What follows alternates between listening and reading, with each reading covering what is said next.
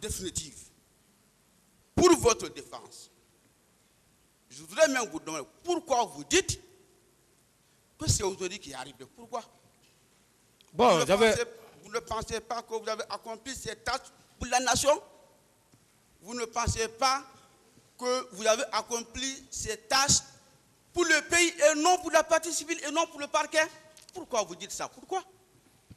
Bon, maître, la question m'a été posée, j'ai largement expliqué en donnant même la liste des exploits, des différents exploits que nous avons eu à faire.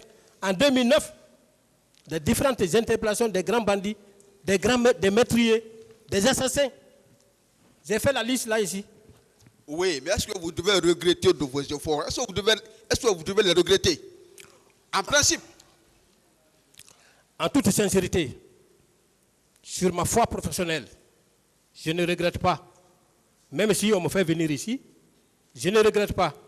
En voulant regretter, ça serait une trahison de ma part vis-à-vis de la nation qui a tant débloqué de l'argent pour assurer ma formation. Je ne regrette pas pour ça. Et même quand je sortirai d'ici, je vais continuer à travailler dans les règles de l'art. Parce que c'est dans ça que je pourrai trouver mon salut. Je suis tellement, Monsieur le Président, je vous remercie.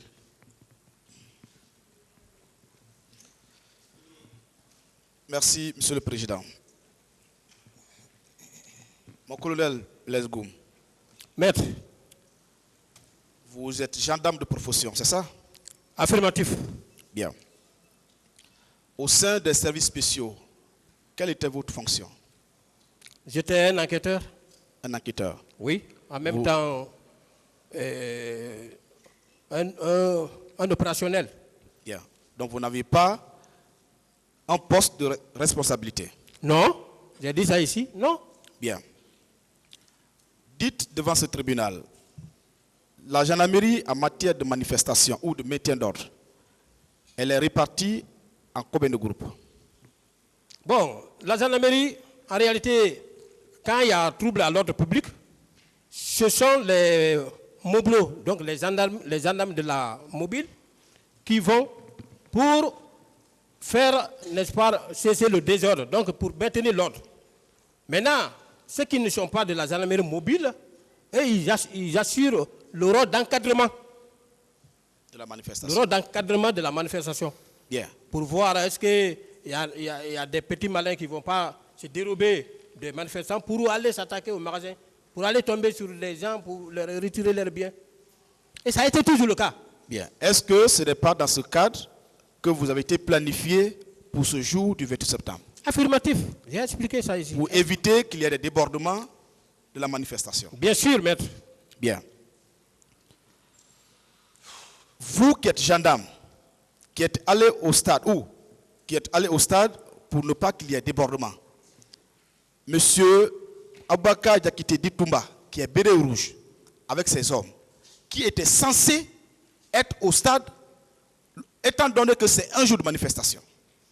Mais c'est moi. C'est vous. En tant que gendarme. Bien. J'ai dit ici. Et ils ont violé les consignes pour venir. On est dans ce procès. Hein, mais renseignez-vous un peu. D'autres questions? Bien. Tous les militaires le condamnent. Bien. Selon vous, qu'est-ce qui pouvait justifier la présence de M. Diakité au stade ce jour-là?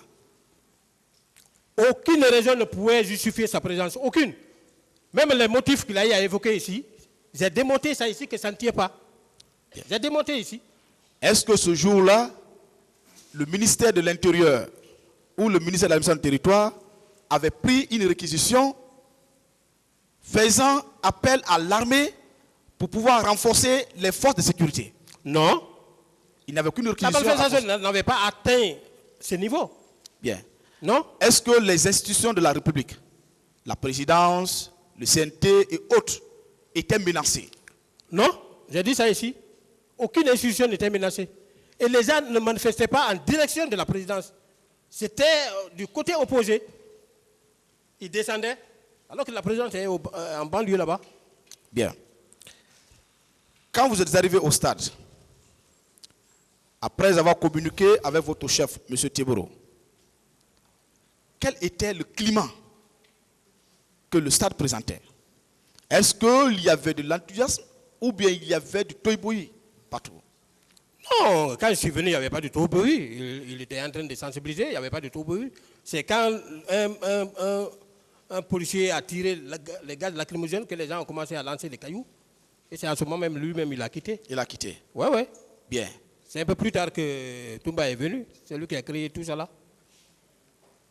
À quel moment vous avez constaté le toy-boy? À partir du moment où M. Toumba est arrivé ou à partir du moment qu'on a lancé le gaz lacrymogène? Quand on a lancé le gaz, c'est à ce moment que les gens qui étaient au fond, là-bas, au fond, qui n'attendaient pas le message certainement du colonel Tebro, ont lancé pour répondre au gaz.